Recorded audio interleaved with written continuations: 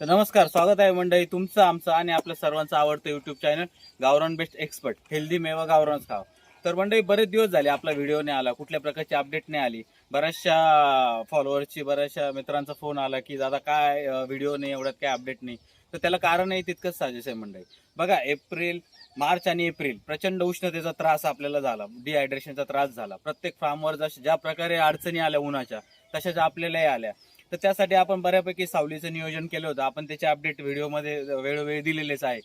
तर बघा, मे महिन्यामध्ये वाटलं होतं की तिथे त्या प्रकारची उष्णता असेल, पण मे महिन्यामध्ये झालं उलट, की प्रचंड असा पाऊस आणि नुसता पाऊसच नाही तर त्याबरोबर वादळही त्याच प्रमाणात, तितक्याच मोठ्या प्रमाणात वादळही होतं. तर या सगळ्या चा इम्पॅक्ट असा झाला की जसा सगळ्या फार्मवर होतो तसाच आपल्या गावरान बेस्ट फार्मवरही त्या प्रकारे इम्पॅक्ट झाला. तर आपल्या शेडची, म्हणजे जे सावलीचं नियोजन केलं आहे ते सगळं शेडनेट उडून गेलं. किंवा जे आपल्या शेवग्याची बाग आहे त्या बागेतले बरेचसे झाडं पडले, तिथं आजूबाजूला बरेचसे झाडं पडले. तर त्यामुळे लाईटचा प्रॉब्लेम आला आणि पाण्याचा प्रॉब्लेम आला. सगळ्याच गोष्टीचा म्हणजे आपण त्यासाठी प्रिपेअरच नव्हतं ऍक्च्युली. ही नैसर्गिक आपत्तीच म्हणता येईल एक प्रकारची, आपल्या प्रत्येकाच्या पोल्ट्री फार्मवरती आलेली. तर तसंच आपलंही भरपूर नुकसान झालं की आपण पिल्लांची बॅच वगैरे टाकली होती, आपले पिल्लं निघाले होते. पण टेम्परेचर मेंटेन न झाल्यामुळे, वादळामुळे, लाईट नसल्यामुळे, या सगळ्यामुळे बरंचसं पिल्लाची मॉर्टिलिटी पण झाली आणि बरंचसं नुकसान झालं. तर या सगळ्या गडबडी याच्यातून सावरता किंवा हे करता, तिथून बाहेर निघता हा बराचसा वेळ आपला त्यामध्ये गेला. तर असो, तर आजचाही आपला टॉपिक तितकाच महत्वाचा आहे आणि मोस्ट अवेटेड म्हणता येईल. की आपलं ज्या प्रकारचे शेड चालू होतं, की मी तुम्हाला सांगितलं होतं की आपल्याला हे शेड बनवायचं आहे, तर इकॉनॉमिकली बनवायचं आहे, म्हणजे आर्थिक दृष्ट्या हे थोडंसं कमी खर्चाचं बनवायचं आहे. तर बघा, आपलं ते शेड आहे ते पूर्व पश्चिम शेड आहे आणि याचं उत्तर दक्षिण आहे. तर याच्यात पण मतमतांतर बऱ्याच मंडळींचं आहे की पूर्व पश्चिम शेड पाहिजे, बरेचसे म्हणतात की नाही दक्षिण उत्तर पाहिजे. तर आपण आता दोन्ही प्रकारचे शेड बनवलेले आहे. एक तेवढं असं भक्कम बनवलंय, दुसरं आपण त्याप्रमाणे थोडंसं पैसे वाचवून थोडंसं इकॉनॉमिकली कमी कॉस्टमध्ये बनवायचा प्रयत्न केला आहे. तर असं हाच टॉपिकवरती आता मी तुम्हाला परत पहिल्यापासून सगळं सांगतो. तर तोपर्यंत तुम्ही जर आपल्या चॅनलवर नवीन असाल तर नक्कीच चॅनलला लाईक करा, शेअर करा, सबस्क्राईब करायला बिलकुल विसरू नका. तर चला मंडळी, तुम्हाला मी आपलं, तर बघा, शेड बद्दल सांगायचं झालं तर मी तुम्हाला डायरेक्शन तर सांगितली शेडची. तर शेडच्या साईज बद्दल बोलायचं झालं तर रुंदी आपली 20 फूट आहे आणि लांबी जवळपास 60 फूट आहे. तर हे शेड करताना आपण या ठिकाणी सिमेंटचा पोल वापरलाय. तर हा सिमेंटचा पोल मार्केटमध्ये 55 रुपये फुटापासून मिळतो. तर तुमच्या भागात काय रेट आहे ते तुम्ही चौकशी करा आणि कमेंटमध्ये नक्की सांगा. तर हा पोल वापरलाय आपण. आता सेंटरची हाईट जवळपास हा पोल आपण 12 फुटाचा घेतलाय आणि साईडचा पोल सिमेंटचा तो घेतलाय आपण 11 फुटाचा. साधारण आपण शेडला 1 फुटाचा स्लोप दिलेला आहे. आणि याचा फायदा असा, याच्यात आपल्याला पैशांची पण बचत होते. त्याच प्रकारे आपण हा जो आडवा जो सपोर्ट वापरलाय, तर इथे आपण 1.5 बाय 1.5चा पाईप वापरलाय, स्क्वेअर पाईप वापरलाय लोखंडी. तर इथे आपण बल्ली वापरणार होतो, पण बल्लीची कॉस्ट काढल्यानंतर अगदी थोड्या किंमत थोडी जास्त देऊन हे थोडं मला जास्त भक्कम वाटलं. त्या प्रकारे मी हा लोखंडी पाईप वापरलाय. तुम्ही तिथे स्ट्रॉंग अशी बल्ली पण वापरू शकता.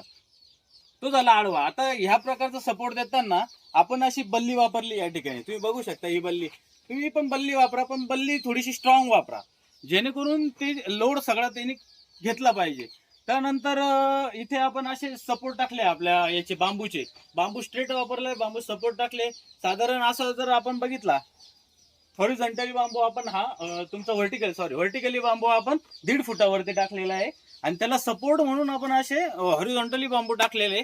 तर ते साधारण एका गाळ्यामध्ये आपण अशा 3 बांबूंची लाईन लावलेली आहे.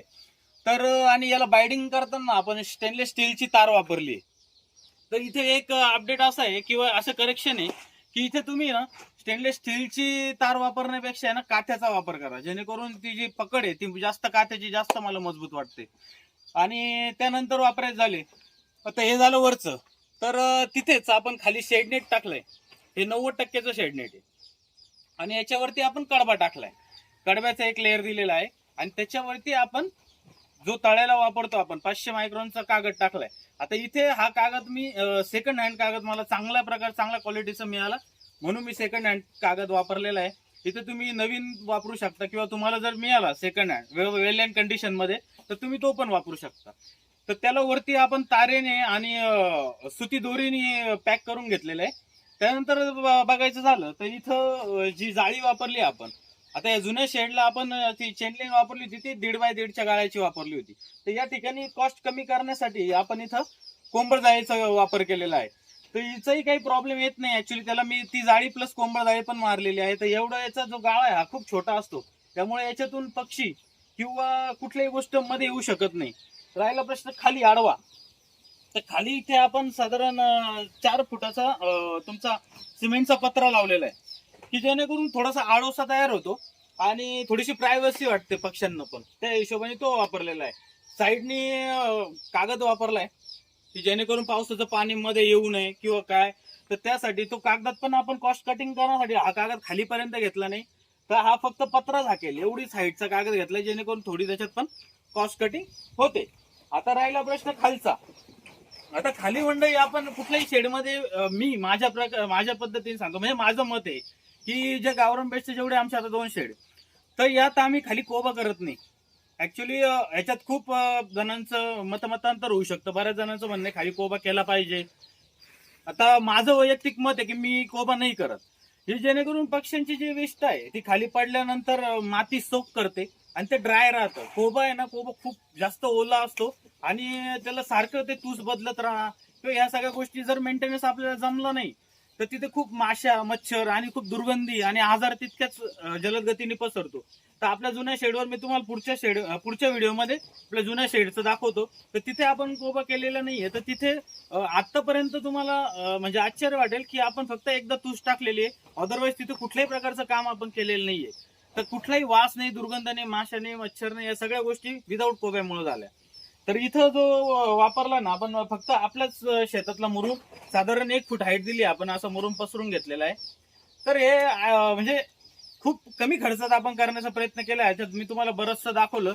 आता याच्यात महत्वाचा मुद्दा सांगायचा म्हणजे आपण याच्यात आता ह्या शेड किती भक्कम आहे याचा पुरावा काय, तर मे महिन्यातले जेवढे काही वादळ होते, म्हणजे एवढे वादळ कधी आजपर्यंत आमच्याकडे आले नव्हते. ऍक्च्युली मे महिन्यात साधारण 3 ते 4 वादळ या ठिकाणी आले आणि या सगळ्या वादळांचा सामना या शेडने केला. तर कुठल्याही प्रकारची अडचण मला जाणवली नाही. त्यामुळे हे शेड भक्कम आहे, करण्यात काही हरकत नाही. आणि गावरान कोंबडीला साजेसं वातावरण या शेडपेक्षा अजून कुठेच काहीच मिळू शकत नाही. तर या शेडमध्ये आपल्याला जवळपास 4 ते 5 हजार पक्ष्यांचं नियोजन आहे. सध्या आपण पिल्ल टाकलेले, त्या साईडला आपण ब्रुडिंग रूम बनवली आहे. तर ते पिल्लांचं मी तुम्हाला एक छोटासा म्हणजे दाखवतो काय कसे पिल्ल. तर इथं आपण पिल्ल टाकले, इथं छोटंसं आपण पार्टिशन टाकून थोडं ब्रुडिंग सारखं वातावरण दिलंय. तर हे बघा, तुम्ही बघू शकता हे पिल्ल साधारण 3 ते 4 दिवसांची आहे. तर पिल्ल बघा किती छान ऍक्टिव्ह आहे. ते साधारण 1000 पक्षी आहेत आपले. आणि जर खाली तुम्हाला स्क्रीनवर नंबर देतो, जर कुणाला पिल्ल हवे असतील तर तुम्ही त्या फोन नंबरवर फोन करा आणि आजच आपली बुकिंग करा, जेणेकरून तुम्हाला पिल्ल वेळेवर मिळतील. तर बुकिंग करणं खूप गरजेचं आहे. जर त्याच प्रकारे कोणाला जर हॅचिंगचे अंडे पण हवे असतील तर तरी सुद्धा कॉल करा, बुकिंग करा, अंडे सुद्धा आपण पुरवतो. तर तूर्त सहितच थांबवू. तर पुढच्या व्हिडिओमध्ये आपला खूप महत्वाचा कंटेंट आपण घेणार आहोत, की पुढच्या व्हिडिओमध्ये आपण त्या शेडची, म्हणजे भक्कम शेड जे आपण म्हणतो ते शेड कसं आहे, त्या शेडची पण मी तुम्हाला सफर दाखवतो. आणि सगळ्यात महत्वाचं, आता याच्यामध्ये खूप जणांचे प्रश्न येणार की दादा खर्च किती आला, तर सगळं एकाच व्हिडिओमध्ये सांगणं शक्य नाहीये. तर आपण पुढच्या व्हिडिओमध्ये या शेडला ए टू झेड, म्हणजे एकदम मायक्रोतल्या मायक्रो मी तुम्हाला खर्च सांगतो, की एवढ्या शेड करायला मला एक्झॅक्टली एकदम प्रॉपर किती खर्च आला, हे सर्व मी तुम्हाला पुढच्या व्हिडिओ सांगतो. तोपर्यंत तुम्ही काय करायचंय, तर तुम्ही नक्कीच काम करायचंय की तुम्ही कॉल करा, पिल्लांची बुकिंग करा आणि आपल्या चॅनलला लाईक करा, शेअर करा, सबस्क्राईब करायला बिलकुल विसरू नका. तर तूर्त थांबू मंडळी. धन्यवाद.